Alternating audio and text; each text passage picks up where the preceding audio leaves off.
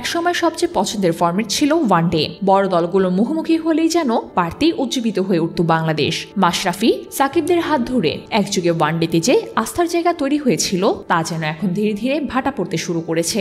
গত এক বছরে সেই চিত্র যেন আরও স্পষ্ট হয়ে উঠেছে।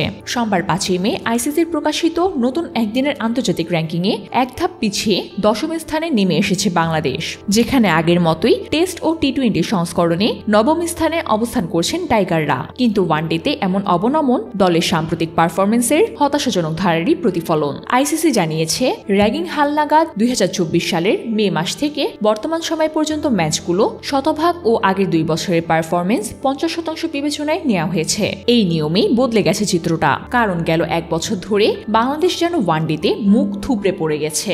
বিশ্ব ক্রিকেটের মর্যাদাপূর্ণ আসর চ্যাম্পিয়ন্স ট্রফিতে গ্রুপ পর্ব থেকেই বিদায় নিতে হয়েছিল নাজমুল হোসেন শান্তদের। তারও আগে ক্যারিবিয়ান দ্বীপপুঞ্জে 3 ম্যাচের সিরিজে হোয়াইট ওয়াশ হতে হয়েছিল বাংলাদেশকে, যেখানে প্রতিপক্ষ ছিল ওয়েস্ট ইন্ডিজ। পুরো বছর জুড়ে মাত্র 9টি ওয়ানডে খেলে 3টিতে জিততে পেরেছে বাংলাদেশ। এর বিপরীতে ওয়েস্ট ইন্ডিজ 9টি ম্যাচের জয় পেয়েছে 6টিতে। ধারাবাহিক সাফল্যের কারণে বাংলাদেশের চেয়ে এগিয়ে রয়েছে তারা। বর্তমানে তারা উঠে এসেছে 9ম স্থানে। র্যাঙ্কিংয়ের শীর্ষে আছে বর্তমান চ্যাম্পিয়ন্স ট্রফি জয়ী ভারত। রোহিত শর্মার নেতৃত্বাধীন দলটির রেটিং পয়েন্ট বেড়ে এখন দাঁড়িয়েছে 124-এ। দ্বিতীয় স্থানে থাকা নিউজিল্যান্ডের পয়েন্ট 109, যারা টুর্নামেন্টের ফাইনালে হেরে রানার্স আপ হয়। বাংলাদেশের জন্য এটি যেন এক সতর্কবার্তা। ওয়ানডেতে হারানো আত্মবিশ্বাস ও ছন্দ ফিরে না পেলে আরও অবনমন যে অবশ্য সম্ভাবী তা যেন স্পষ্টভাবে বোঝা যাচ্ছে আইসিসির এই হালনাগাদ থেকে। চ্যালেঞ্জ এখন দলের জন্য পছন্দের সংস্করণে নিজেদের পূর্ণরূপ ফিরিয়ে আনার, আর এর জন্য যে পরিকল্পনা, প্রয়োগ আর দৃঢ় মানসিকতা।